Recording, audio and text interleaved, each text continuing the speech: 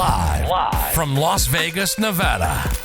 You're watching Shaking It Up with the Sharks. Starring Johnny Richardson and Katie Meadows.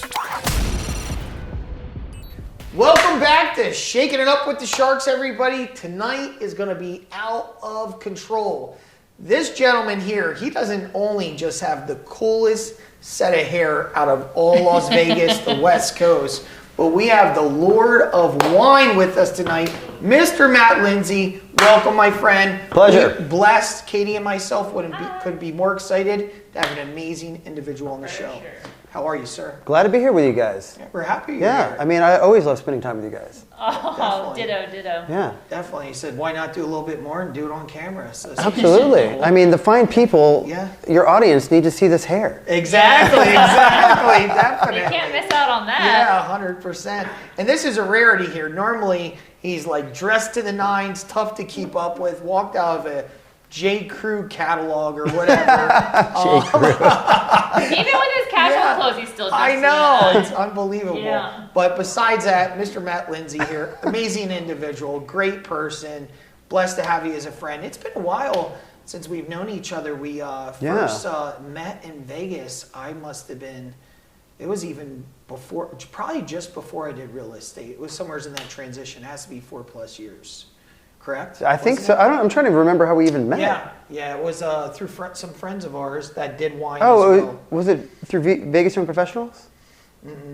Well, we did Or through the mix chamber? and mingle through that. Okay. We did mix and mingle. Yeah, I can't remember exactly how we've met, but But here anyway, nor there. somebody else put it in the introduction, had a chance, and it's been a great 4 years. So we're blessed to have you on the show. So Yeah, you brought in blessings some all wine this evening and said, let's make this real and Yeah. kind of educate us and tell us a little bit of your story. my well, friend. I mean, my mother, I grew up in Central Oklahoma. Okay. And my grandparents used to host parties all the time. And my mother and father always taught me to never show up empty-handed. So anytime I go anywhere, I have to have gifts. Oh, that's And you nice. said, why not wine? Why not wine? And so, on brand, it's not like I'm going to bring you a fruit cake or anything. I'm going to bring you a bottle of France's Johnny finest. really likes the fruitcake Yeah, too. fruitcake. I don't know where we're going with that one, but whatever. So I'm on brand because I constantly carry a bottle of wine. You're on brand because this was totally unplanned. I show up and he's like, oh, you brought wine. I've got something very special. And he's got this, can you guys see that in the camera? Can you guys see this ridiculousness? You guys thought I was like over the top? It's Jaws in a glass. Johnny, There you go. look at all. Yeah, and we specifically, the red wine was planned because it's the Look at that. body water there. That's right. So it's fins up. There you go. So what wine did you bring over Thank tonight? you. So I brought a Bordeaux blend. Okay. The French have been making wines for many, many years, and so I figured, why not? There you go. Right. So I have a tradition, okay, amongst friends. I don't do this for just anybody and everybody, but anytime we open up a new bottle, we have to cheers to Okay. something. So all of us have to partake. You can't piggyback off me. I can't piggyback off you. Of course. Okay. 100%. So whoever wants to lead, but let's either something you're grateful for, or just a overall cheers. There you go. All right, I like it. Well, I'm grateful to have both of you in my life as far as friends, and couldn't ask for a better life up here on a Monday, 8 o'clock overlooking a beautiful city. And cheers to life is good. Awesome. Cheers to I'll cheers to that. that. What about you, Katie? Cheers to having Matt on Shaking Up with the Hey. Sharks and his good hair. Y'all are too kind. Cheers to I need to. I would go with great hair. I would like to cheers to just our continued friendship. I mean, I know we've been hanging out for 4 years or so, and you guys are some of the greatest people I've met in this town. I've been here 17 years. It's really hard to meet quality people, leaders like yourselves, and so I'd just like to cheers to your friendship and the influence that you guys have on the city. Thank you. So, Cheers to that. Cheers to that. Cheers. There you go. All right, now we can Thank you. sip. Now we Cheers, can- everybody. Now we're gonna try the wine. That's a really good choice. Sounds like wine. Yeah, it does. Very nice. Very nice. That's actually a really good choice. I like it. So what made you pick this wine? Anything in particular? No, because I actually have, whenever I'm picking wine out of my cellar at home, it's actually a pretty arduous process. I don't have a huge cellar. I've got maybe 600-700 bottles. Okay. But whenever I pick something, I have the whole analysis paralysis, right? Really? Where I'm looking at this wall of wine, I'm looking at this, wine cellar, and I'm just like, I don't know what to take. So a lot of it just has to do with drinkability, because I kind of know where you guys' palates are. And I kind of, and then obviously I want it to be special. So whether it's a special region or a special vintage or something like that. People ask me all the time, if you can drink one wine for the rest of your life, what's it going to be? And that's what I was going to ask you. It's like asking who your favorite kid is, right? Like, or your favorite animal. And it's an incredibly difficult question to answer. But if gun to head I had to answer it, I would say, I can't pick a particular wine, but I would pick a particular region, and that's France. And so, when in doubt, always pick French. Yeah. Really? Yeah. What is it about the French wine that you like? It's consistent. There you go. You don't ever have to think about it. You don't have to wonder if it's going to be good. You don't have to wonder what it is. If you know the basic fundamentals about French law and French wine, which the majority of people don't, I understand this. But once you do get that under your belt, then you just kind of know what you're going to get, and it's always going to be good, regardless of the price point. Yeah. You could be drinking a $10 Bordeaux or a $10,000 Bordeaux, and they're both going to be absolutely amazing. Yeah. Just going with French is the way to go. Just French. Even at the $10 bottle. Yeah. Even at the gas station. Well, don't misquote me, my friend. Katie's about to throw me under the bus. There's been late nights on the way home. I'm like, I like a little bit of wine. Where you want to stop? Stop at Terrible's. Yeah, I'll stop. What's your gasoline or like? So what's your gas station pick? Yeah, it's normally Chardonnay.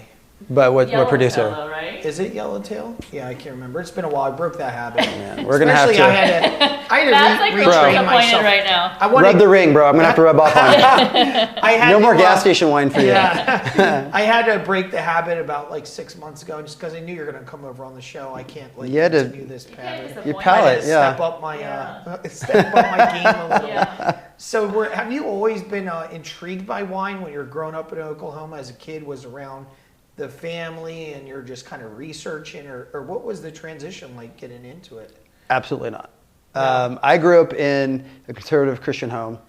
Basically, the prodigal son of two pastors, right? My grandparents on my dad's side were pastors. My grandparents on my mother's side were pastors. So alcohol was one of those unforgivable sins that you just don't even consider, right? No sex before marriage, and no alcohol. And so, I grew up in church, going 3 days a week. It was a big part of growing up. Still is a big part of my life. But I just, I had no real experience with it.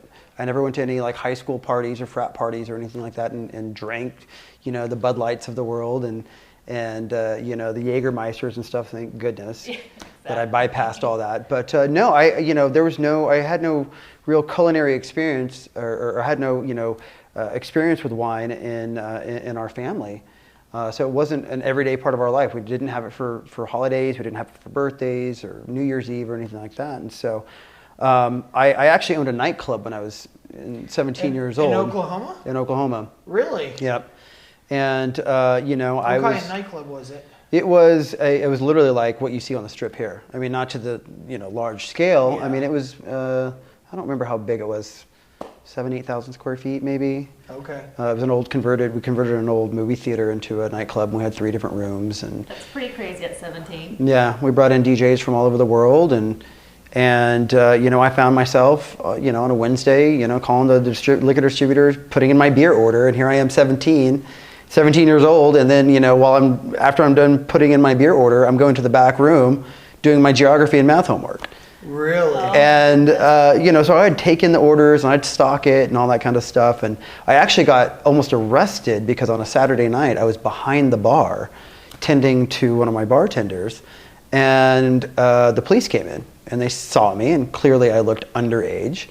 And I got in some big trouble. I mean, they literally put me in the back of their car, and I'm like, I own this place. I'm one of the owners.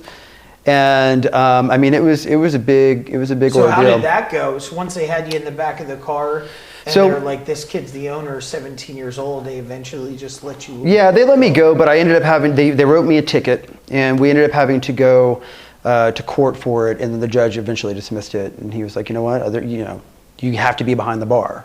There's just no other options. It's your establishment. But there was a pretty strict rule that I couldn't serve any alcohol, which I wasn't doing anyhow. Yeah. How old do you have to be to serve alcohol? 18? Either 18, I think 18. I think in Oklahoma, I think you had to be 18, maybe 21. I don't really know the laws. You really didn't care. I really didn't care because it didn't apply to me. Yeah. Yeah. But yeah, so I never really had any experience with alcohol. Never cared to try it. It just wasn't anything that really was intriguing to me. And then I moved to Las Vegas when I was 23 years old, and I was working in all the nightclubs here, and I was out till 6, 7 in the morning, 7 days a week, working. I've never done a drug in my life. At this point in time, I'd never drank, and so I was living this Vegas fast lifestyle, going to all the clubs and all the pools, and working in nightlife and doing it completely sober. Really? Completely sober. And what was that breaking moment when you finally had a drink? Was it peer pressure? Did you say, hey, what's the big hoot about this? Let me... No, I want to speak to that. So, growing up, you do have a lot of peer pressure to do drugs and experiment and drink and things like that, especially socially, especially being in nightlife and in all those kind of environments. You kind of feel like you're missing out if you don't. But I don't know. I mean, I fall back on my faith. I fall back on the values that I had growing up in Oklahoma, and I just knew that that wasn't a part of who I was. Right? Yeah. That wasn't a part of my story, and I didn't necessarily need to get drunk or messed up on drugs to be liked, and so I stood my ground. And you know what? Surprisingly, nobody gave me any crap for it. People respected it. And they just knew, no, don't even bother offering Matthew a drink or drugs or whatever. He's straight edge or clean guy or whatever. So yeah, I mean, anybody out there that's watching, if you're, don't let anybody peer pressure you into doing drugs. Let me look into all the cameras here, okay? It's not worth it. Say no to drugs. Say no to drugs, okay. But no, like I said, I moved to Vegas, and the first time I ever tried alcohol, it was actually by accident. Was it? It was a complete accident. A friend of mine was doing this adult version of prom called Vegas Prom, where all the industry people got dressed up, and we got to get in a limo and go do dinner service and take our dates and do prom. And I was too busy in high school running a nightclub to go to prom, so I was like, sign me up. This sounds great. Like I want to experience prom. I want to see what it really is like. I want to see what it's all about. And so it was in the middle of September here in Vegas, and so for those of you that are watching that don't live here, it's ungodly hot in September. Yeah.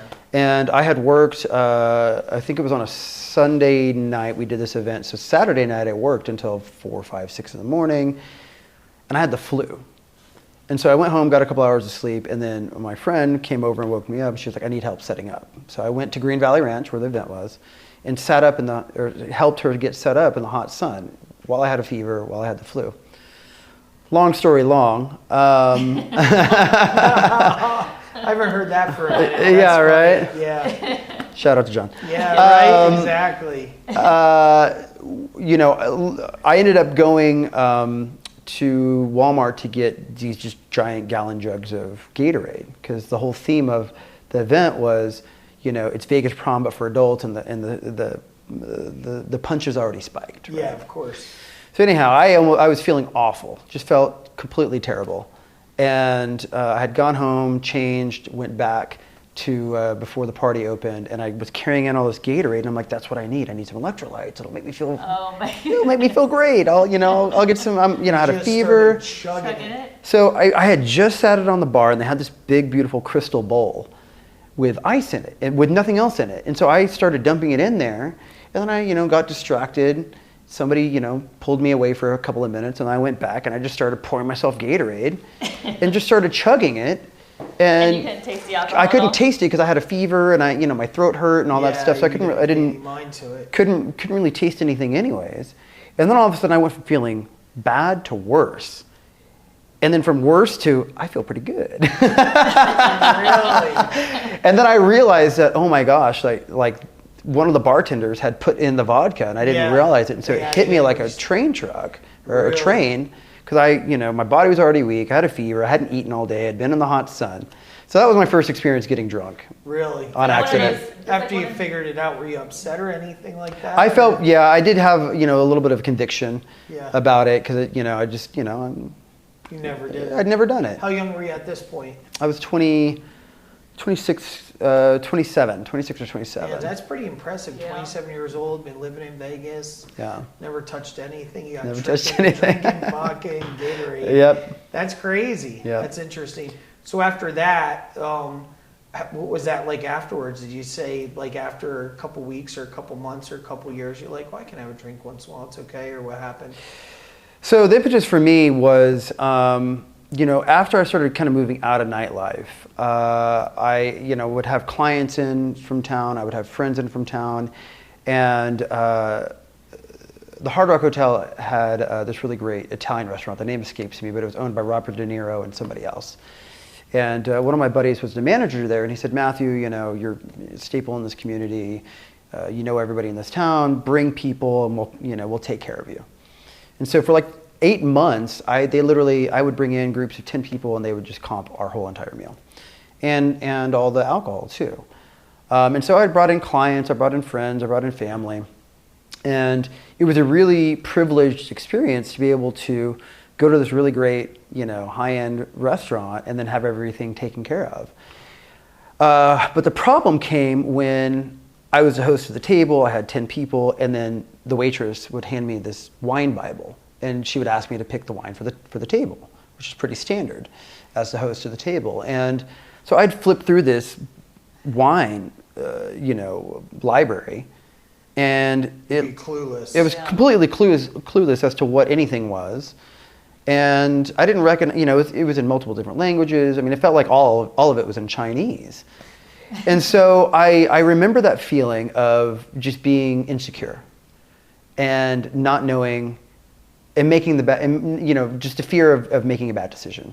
Like, I'm going to order this this bottle of wine for these, these clients that I'm trying to impress. I'm going to order something completely off that doesn't go with the meal, it doesn't go with the experience, and I'm going to make a fool out of myself. And so I remember that feeling, and I remember taking out my camera and taking a picture of the bottle of wine. And I went home and I was like, Google, like, I need to learn, and then I ordered that bottle again. And then I kept going back. I mean, I was going to this restaurant 3-4 times a week. Really? And every time I went, you would study the bottle. I would study the bottle. And so I kind of made it my mission to, try something new every single time. But then the next time, be a little bit more educated. And I was taking pictures of the wine list and then going and researching some of those wines. And that's where the intrigue really started for me, was in that restaurant, whatever year that was. Really? And, what year was that? I'm so bad with dates. I don't know, 2000, I have no idea. No. I don't want to age myself. Yeah, exactly. Wink at the camera. No, but so I really, I kind of started, panning across the restaurant and just kind of paying attention to the conversations that people were having, and hearing the stories and seeing people laughing and just, really reveling in the experience. And one thing I noticed that I noticed was there was a bottle of wine on almost every single table. Yeah. And I kind of made this connection in my head that bottle of wine has something to do with their experience. That bottle of wine has something to do with their conversation. That bottle of wine has something to do with that business deal that's getting ready to get inked. And so it was a unique experience and a very privileged experience for me to be able to, essentially drink my way through the world, learning wine. Sounds like a good book. At somebody else's expense. Yeah. I mean, I'm super grateful for that. And it became just really, really, intriguing to me. And so I kind of built it off that. I was driving home one day in Vegas, and I had to stop off at like a CVS or a Walgreens to get some chapstick or something. And this particular store ended up shutting down, or they were shutting down. And so they were having this big fire sale. And I was kind of cruising up and down the aisle because everything was like 50% off. And lo and behold, I go down the wine aisle. And I load up 2 giant carts just full of wine. Really? I clean them out. Really? And that was the beginning of my my wine collection. Really? Nice. And I'm a little embarrassed as to what those brands are Yeah, nowadays, because now sure. I know, like, okay, it was CVS wine. It's probably not top shelf stuff. Yeah. But it really did help inspire, kind of, put into motion, where I'm at now. And so that was kind of the beginning. And then I started, it started becoming a part of my lifestyle. I started, collecting and researching. And anytime I went on vacation, I didn't want to go lay on a beach somewhere. I wanted to go to a tasting room or to a winery and talk to the winemakers and learn about their family history and story. And, that's the side of wine that makes it's so intriguing and beautiful and interesting. Is You like the story behind it. It's the story behind it. Because no matter what, we'll never share this experience again. It's true. Right? We may share this particular bottle of wine in the future because they made, however many cases of this, but we're never going to share this experience between us again, right? We're never going to have that cheers that we had at the top of the show. And so that's what makes wine so beautiful, and you just never get bored with it because it's always new. You're always going to have a new experience, and you're always learning. I've been working in wine full time for a decent amount of time now, and I'm still learning. I'm still intrigued. I'm still falling in love with every single sip. Where's your favorite destination to go in? Like you mentioned, Your winery. wineries, and go and hang out, relax. Do you have a favorite spot? Let's see. Australia was pretty magical. Really? What was the story with Australia? I was there on tour, and again, I was there working, and I could not wait for our day off. We had 2 days off in a row, and all I wanted to do was get in a car and go to wine country. And at that point in time, I didn't really know a whole lot, but I just soaked it up, and it's just beautiful. Just magical. The people make the experience. I don't know. I don't want to say Napa because I feel like that's too cliche and expected. Yeah. Napa's beautiful. It's great. In the U.S., I really like Woodinville up in Washington. I like the Finger Lakes in New York. The Finger Lakes are like, what do you call it? It's a hidden gem. Yeah. It's a hidden gem in the U.S. Like nobody talks about the Finger Lakes and the wines that are up there and just how beautiful it is. Where at New York is that? What's that, upstate? Yep. Yeah? Yep.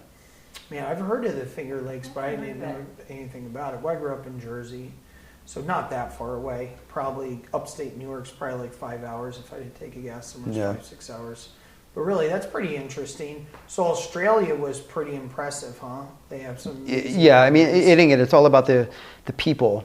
The people are what make the wine experience magical. But if I were to pick a place in the U.S., it'd probably be Sonoma. Really? I'm going to go for the underdog. I'm not going to call out Napa. Sorry for all you Napa fans out there, but I like more of a hometown experience where Napa is very tourist driven, similar to Vegas, and when you go, you're just one of hundreds. And that's a great experience, but if again, it's all about the story, it's all about the people and the history, and you can't really get that a lot of times.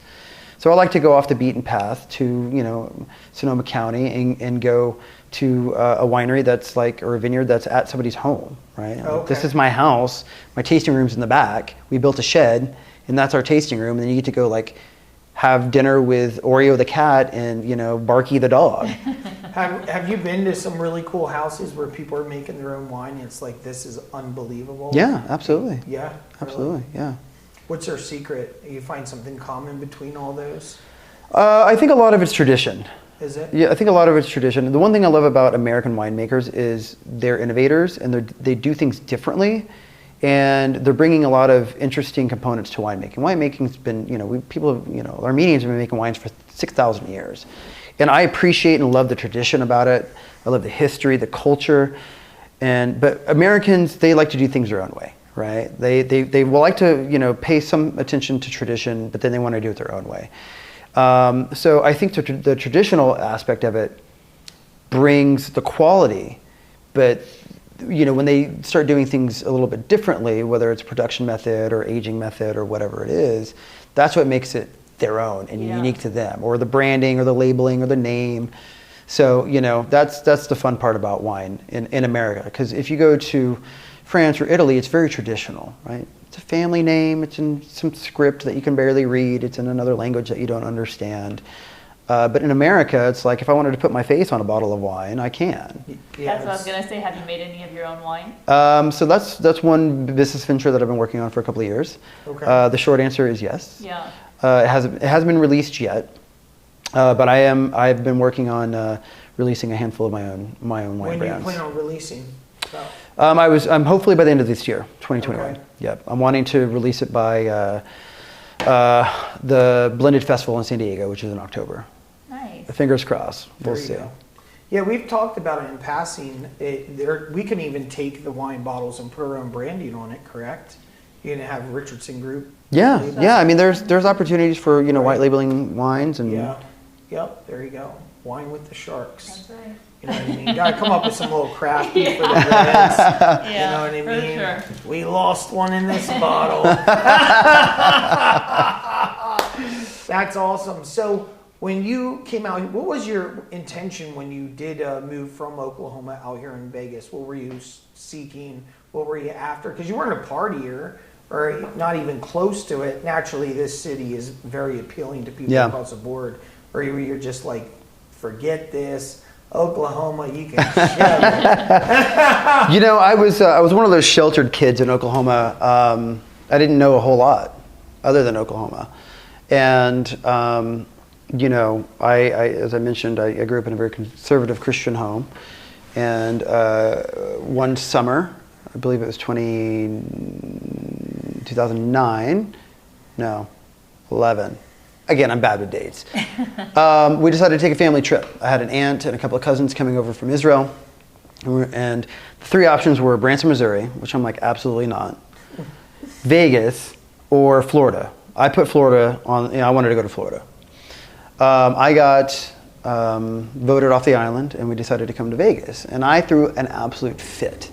Did you? I'm like, what are we going to do in Vegas? Like, Mom, like, what are we doing in Vegas? We don't drink, we don't smoke, we don't go to strip clubs, we don't gamble. Like, what could we possibly do here? And how young were you then when you? I was 21. 21. I was 21. And, or 21 going on 22. And they were like, we want to go see the lights. And my dad wanted to come see Wayne Newton. So we stayed at the really? Stardust. That's funny. And so we came kicking and screaming. I just did not want to get on the plane. I didn't want to come. I got talked into it. I came. And, you know, I walked the strip with a buddy of mine. Do you know Jack Colton? I don't think so. Okay. You'll have to get him up here to do an interview. Yeah. But he was a business partner of mine in Oklahoma who now lives out here. Okay. But yeah, so we came out here and did the whole tourist thing, went to the buffets and saw Wayne Newton. And by day 3, I was walking around at the Mirage. And I stopped in the middle of the parking garage and I just was silent. And Colton was like, what's up? Like, did you drop something? And I just put it out there. I just said, I'm moving to Vegas. And he goes, you've complained the whole entire time. Oh, that's too You've been funny. here. What do you mean you're moving to That's Vegas? so funny. I'm like, I don't know. Something is just telling me to move. And so he actually ended up moving a few months before I did, and I moved about 6 or 7 months later. But kind of the inspiration behind that was I owned an entertainment marketing company in Oklahoma that was relatively successful. So we produced large-scale concerts and arena shows and tours and things like that. And I loved what I did, and I was a marketing director for a Christian radio station out there. And I had zero interest in leaving Oklahoma. I was, you know, king of the hill. And but you know, I think truly, if I were to be honest with you and your audience, I think God spoke to me. He said, I need you to go to Vegas. I need you to, you know, shine your light in Vegas, or shine my light in Vegas. And it was also a challenge. It was a very humbling thing for me because, like I said, I had a relatively successful business in Oklahoma that I was very content with. Could have just kept on. I could have just kept going and you know, been happy and content. But I felt like I needed to be challenged and humbled because I was getting a little too big for my britches. You really. And I don't think in a negative way, but I think coming out here really changed my perspective as to you know, my influence and you know, the direction of what I was doing and things like that. So I came out here and I was literally like, nobody cared about my resume. Nobody cared about what I had done. Nobody cared about anything. What was your first job? I worked at Ice nightclub as a street promoter. Okay. Ice nightclub. Ice that was nightclub. Before my Yeah, time. I definitely went there. Did you? Yeah. Yeah. Well, you've been in Vegas longer than Yeah, me. since I've been here 2013-ish. 12 years. Yep. 2013. I moved Ice here in was there? 2004.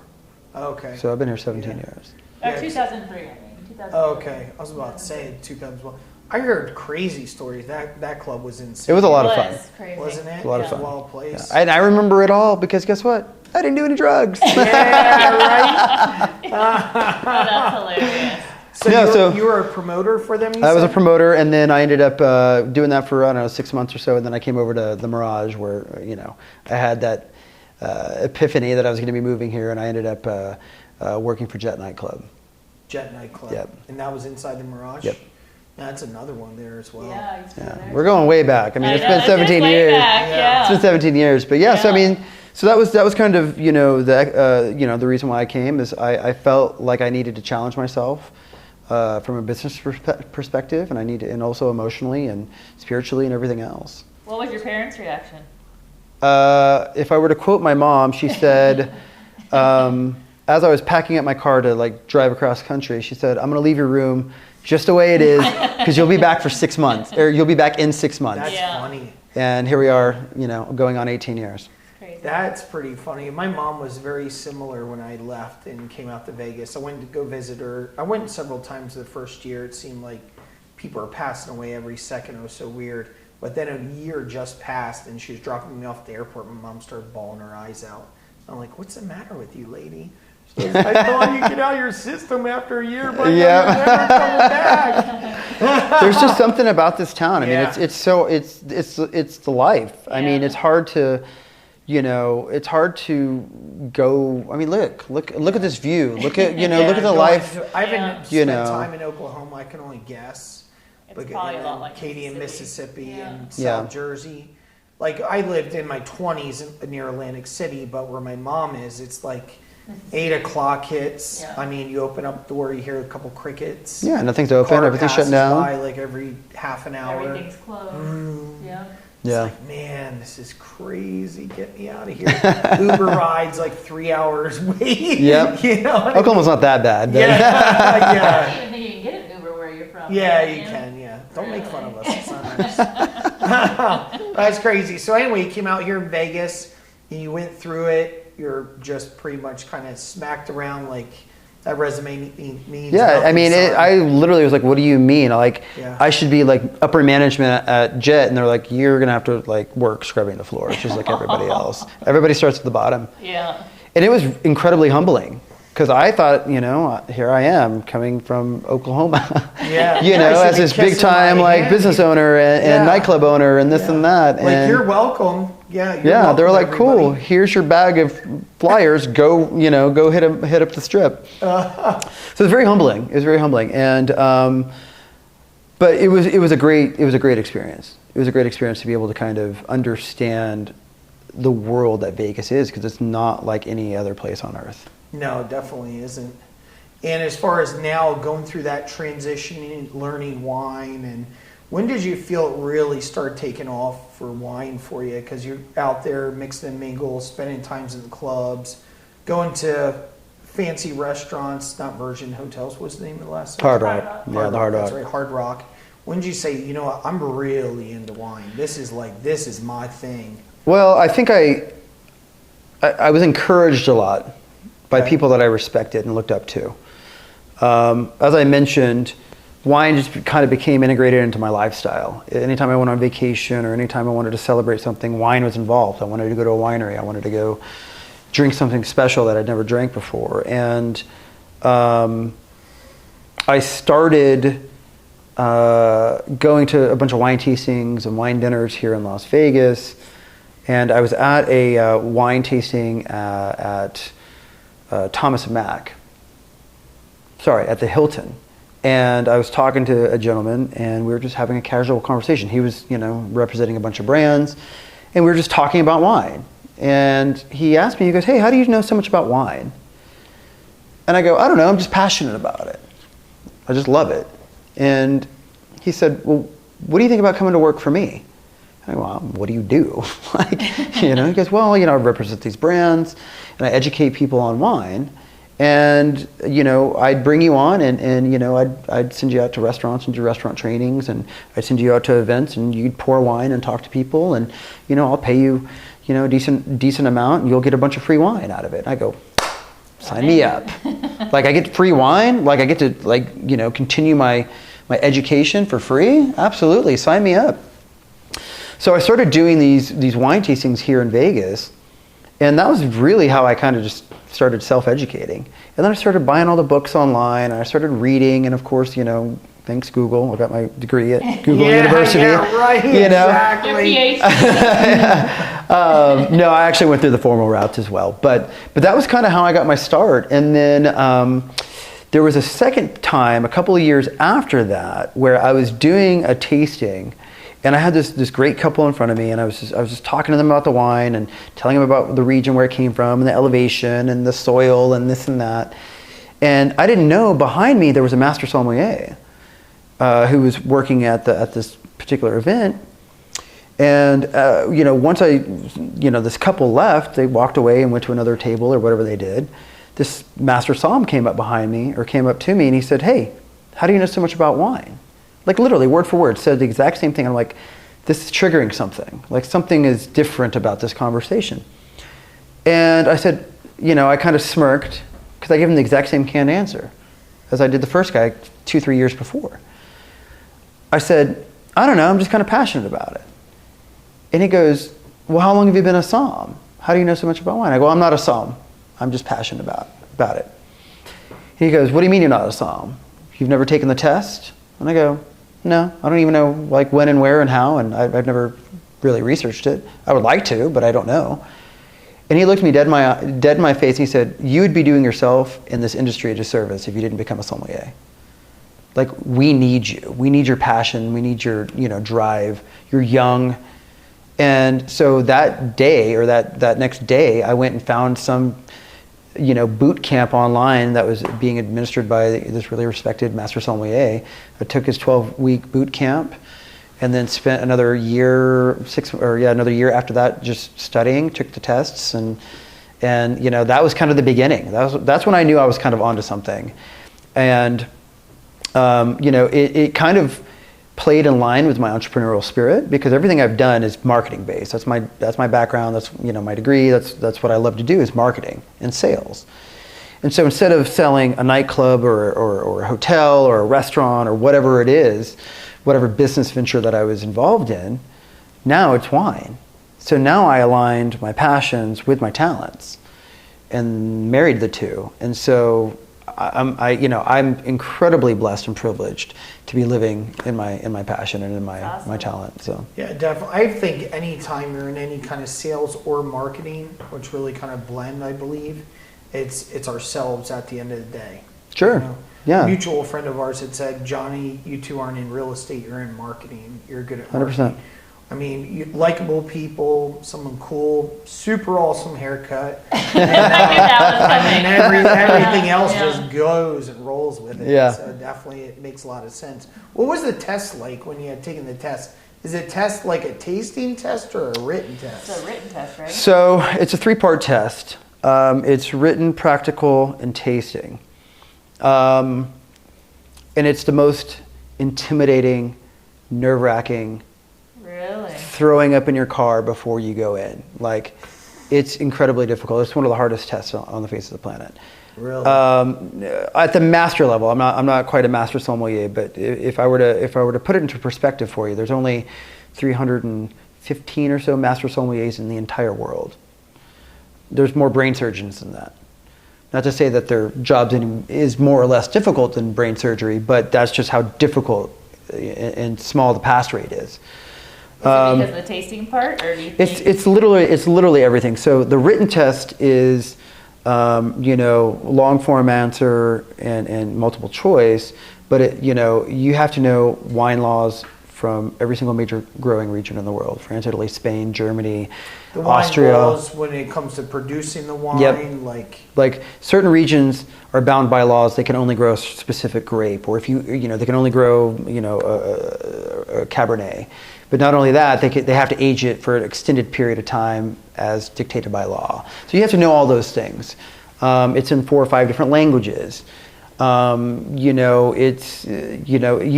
not a test that you can just BS your way through. You legitimately have to know appellations, sub-appellations, everything.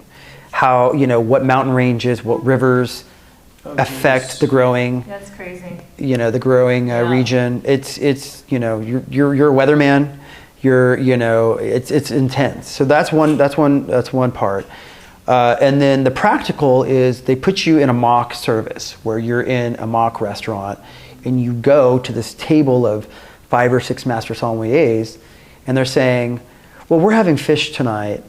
What wine would you recommend? And then they're just like, nope, we hate that, or nope, we don't like this, or oh, we have somebody that's a beer drinker, what would you suggest? Or somebody that's a beer drinker, and what kind of wine would you recommend? No, or what kind? You have to know everything. You have to know beer, wine, Really? Spirits, cigars, food. You have to know everything. Oh, really? You have to know everything. It's not just wine. Oh, okay, I didn't realize. And so they're asking you, what's in and they're throwing out some random drink that nobody orders and hasn't ordered since the 30s. And you have to sit there and list out the ingredients. And I'm like, I've never bartended a day in my life. I'm like, would you like a Bud Light, sir? Except Here when you go. Except when you were 17. Yeah, exactly. And so, but the point is they're really just trying to wear you down. And they want you to crumble.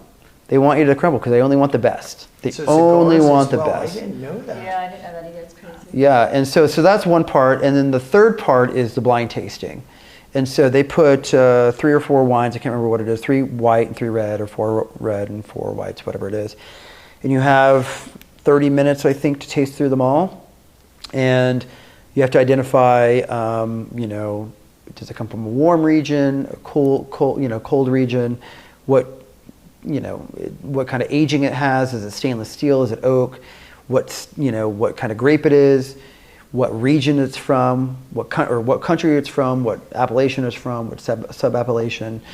At the higher level, they expect you to actually define the grape, but this is the Cabernet, this is the vintage, all that kind of stuff. I didn't have to get that defined, but again, that's not something you can just fake. Yeah, they know if you know what you're talking about. Oh yeah, 100%. I mean, I couldn't see at all you being able to bull crap your way around something like that.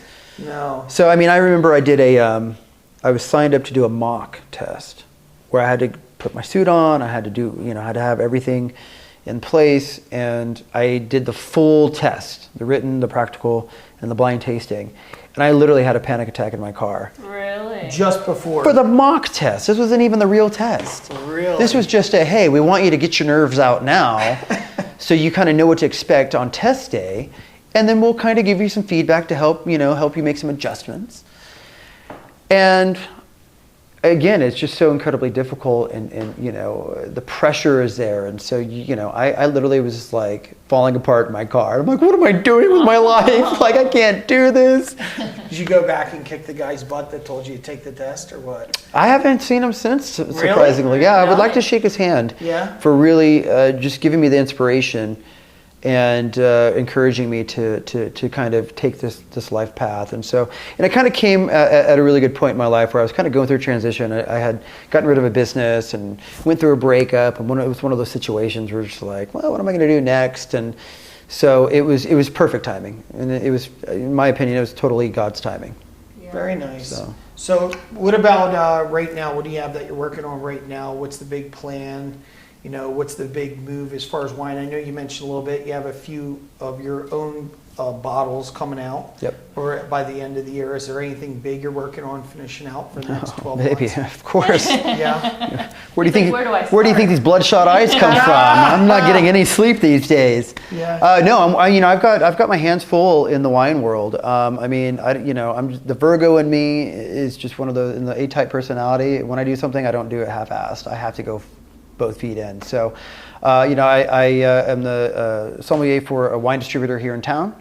Which one? West Coast Beverages. Okay. So I sell in wine. I import and sell in wines to all the casinos and restaurants and things like that. So that's one project I'm involved in. And then, as we kind of alluded to earlier, I'm doing I've got my own wine brands I'm going to be launching later on this year. But the big thing that's kind of the most exciting and the most time-consuming is the Blended Wine Festival. So I've been producing 3 wine festivals this year. One in Nashville that we just wrapped up last weekend. Austin, Texas is September 10th and 11th, and then San Diego is in October, the end of October. End of October. Or mid-October. How do folks get signed up for these events? What would be the best place for them to go to? So the best way is first just follow me on Instagram at The Lord of Wine. And if you're interested in the Blended Festival in Austin or San Diego, go to theblendedfestival.com. But if you don't mind, for your fans, I would love to extend a friends and family discount. Yeah, 100%. Cool. So if you go to Thank you. theblendedfestvip.com, I'll give you my friends and family discount. Just give me your name, number, and email, and then I'll shoot you over a discount code. And thanks to you guys. Awesome. Yeah, absolutely. It's our pleasure. And so just so I can just briefly kind of let you know what to experience at the Blended Festival. So I'm curating a 100-foot wine tent. We've got wines from all over the world, air-cooled, air-conditioned. So that was a non-negotiable for me in the summer heat in Austin and San Diego. But I've got wines from all over the world. If you like champagne, I've got a huge champagne bar.